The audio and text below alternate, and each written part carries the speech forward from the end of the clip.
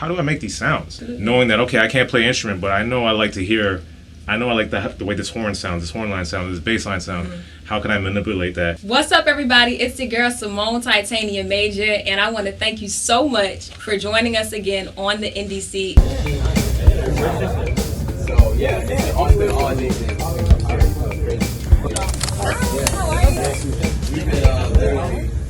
Today we have a special treat. I have two artists on the couch that's joining me today. First, we have Echo Slim, who is a Grammy-winning producer, DJ, and a community activist.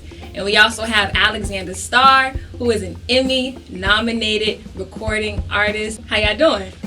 Hey, what's up, man? When did you fall in love with music? Me first? Probably when I heard my dad playing piano in the living room. His dad's amazing. My dad is a concert pianist, classical. He's a black man from Fayetteville, North Carolina, who went pro at piano at age 10, and he was three-time United States artistic ambassador. They would send him around the world to like play classical music concerts for like royalty and diplomats and shit like that. So growing up, he's just practicing in our living room on his piano. So that's kind of like my introduction to music. And Echo, how about for you? When were you introduced into music? Man, as a baby, folks from the Caribbean, so always hear calypso or soca in the house. So just, being coming from proud immigrant parents, they would always want to try to, just introduce that music to you, and always playing that music loud in the house, and you got your dad and your mom, everyone dancing. So that was kind of the first bug. Right. And then the evolution to R&B, reggae, hip hop. That was when it really hit me. When just seeing hip hop just grow into what it is now. Just seeing in I won't say the beginning stage, because I ain't that old, but just seeing it get to like from the 90s up till now. It was amazing to see the evolution of hip hop. So that really gravitated to me, and I wanted to produce that kind of music. I was like, yo, these sounds are like, how do I make these sounds? Hip hop is just based on sampling, like that's a big foundation of it. So knowing that, okay, I can't play instrument, but I know I like to hear, I know I like the way this horn sounds, this horn line sounds, this bass line sound. How can I manipulate that? And then, and in turn, that made me want to dig deeper into learning to play maybe bass or learning keys and learning theory. Right. In regards to the evolution of hip hop, and you growing up and seeing that, and you wanted to dabble into that because it touched you. Right. What inspires you to make the music that you make today? Like, what influences that sound? Are you pulling from the reggae? Are you pulling from the soca? Everything. Are you pulling from like the hip hop in New York? Yes. Are you now pulling from like the vibes in Miami? Definitely, Miami's there. What is your process in making your music? It's a mixture of everything, because it's like a melting pot. Like I have so many different influences. Caribbean parents. I was actually born in Canada, so coming from there, living in New York, living in Miami, and like the pinnacle of like Uncle Luke, Trick Daddy coming up, you know what I'm saying? So just all those kind of sounds just was like, it definitely plays a part in the music I create.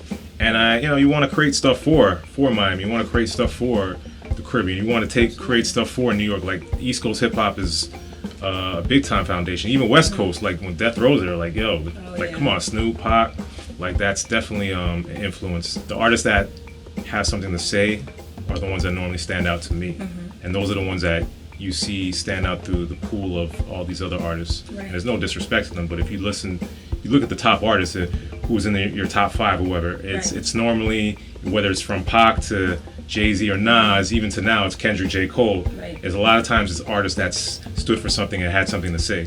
So that's always resonated with me, regardless of whatever genre it was. Like those kind of artists, like those set the foundation for me.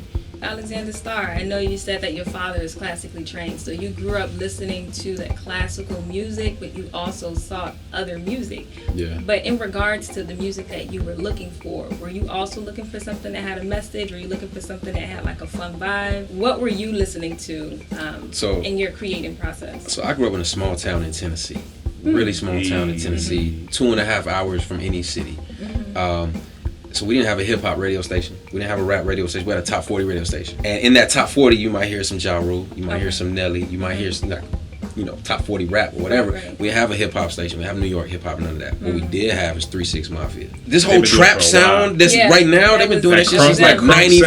That crunk sound, too. That's all 3 6 Mafia. So, I started rapping really young. That's what I had coming up, right? It was like 3-6 and top 40. Then I moved to Greensboro, North Carolina. That's when they put me on Cannabis. That's when they put me on Pharoah Monch. That's when they put me on battle rap Eminem. Wow. That's when they put me on dropping the acapella, the chopper fella, the mozzarella, worse than the helicopter. I was like, oh shit. Because my peers, and this is 10th grade, my peers were like, yo, you got bars, but your flow is garbage. They're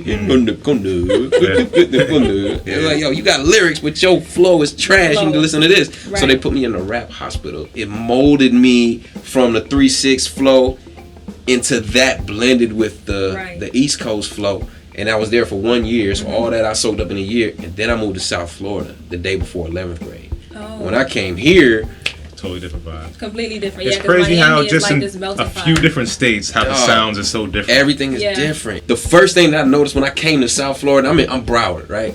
Is they speed up all the records by like 15 BPM. Work it, right? Take it. And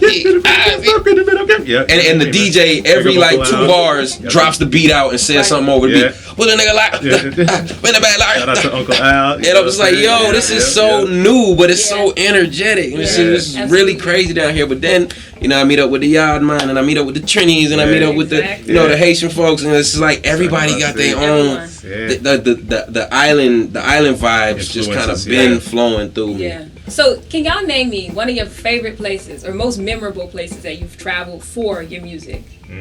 There's a lot, but my favorite place, I always tell everybody, one of my favorite places, because I ain't discriminating, but one of my favorite places is Cape Town, South Africa. Just the vibe, the energy. And it's crazy because it reminded me of being in Miami, but it's just a more chill Miami.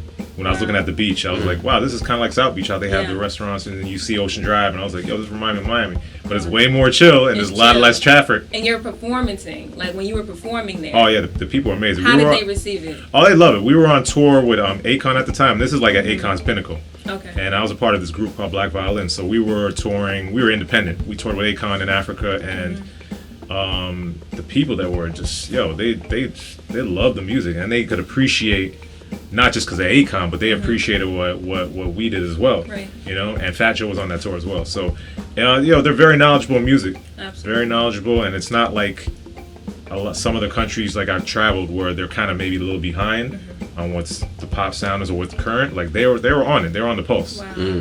So definitely go to Cape Town, man. Absolutely. And I applaud you so much because as an artist in today's current times, you are someone that is loud and proud about being a black man. You wear your afro. You know what I mean? Your music, it sounds like you. You can hear your roots in your music. Thank you. Just from your shirt as well. Like your sweatshirt, it says Africa. Yeah, it's a black owned, black. I'm all supporting black owned clothing. Black owned, man. So I'm all supporting. I think it's curated. You can check them out on Instagram, and man, I always got support. We rocked Hilfiger and Ralph Lauren and all these lines. We were like walking billboards for them. They weren't paying us, so it's like, it's time to empower our people and keep that money in the community. You know? So I'm all about that. I love Rwanda. Rwanda, it was like, it's such a beautiful country and such a peaceful country that if you were unaware of their history, like you wouldn't feel it. They had a genocide in 1994. 1 million people killed in 100 days. That's 10,000 murders a day for 100 days straight. And that happened in 94. So like, that's not too far the away. kids then are adults now. So it's a nation of PTSD. But everybody's still healing, and I went over there because I was referred to a festival curator, the Umunu Arts Festival, promoting peace in post-genocide Rwanda. It's an every year music and arts festival, and in 2018 they reached out to me and asked me could I write the new anthem for the festival and perform over there. And I was like, listen, 100%. Yes, I would love to write the anthem. I would love to come and perform, but I don't want to do it alone because I haven't been to Rwanda before. Connect me with a really dope artist in Rwanda, and let's do this together. Let's make this cultural collaboration. So they connected me with Andy Bumunu, who's a freaking superstar. And we did this record, Show Me the Way. We sent it to Umubano Academy on the outskirts of Kigali, the capital, a primary school. And we sent it like a week before I came to Rwanda, and we visited the school, and the kids had choreographed a dance to the song. So I visited the school that whole week, having them teach me the dance to the song that they created. I mean, to the song that I created. And then we brought them on stage at the festival that Friday, and they were my background dancers while I performed with them. I love it. And all of that is captured in the Show Me the Way music video. It's like a documentary style music video, just highlighting my first trip to Rwanda in music video form. So go check out the Show Me the Way video. I think you'll really be touched. My name is Echo Slim, ECHOSLIM. You can just Google Echo Slim and all the socials will pop up. EchoSlim.com is the website and all the socials are on there. Bet. My turn. Yo, Mr. Alexander Star on all social platforms. MR Alexander STAR, or just alexanderstar.com and it'll take you right there. Wow. Super easy to find. New project, 5-star general. We winning, baby. We the independents who are winning. Echo Slimming. Let's go. Slimming. I am your girl, Symone Titania Major. And again, you have been watching the NDC. Thank you, Context of a Generation, for producing the NDC. Thank y'all so much for tuning in. Please check out the Mango Sessions at 6 p.m. Subscribe and hit that like button. And gentlemen, thank you so much for all that you do. And without a doubt, that was the NDC.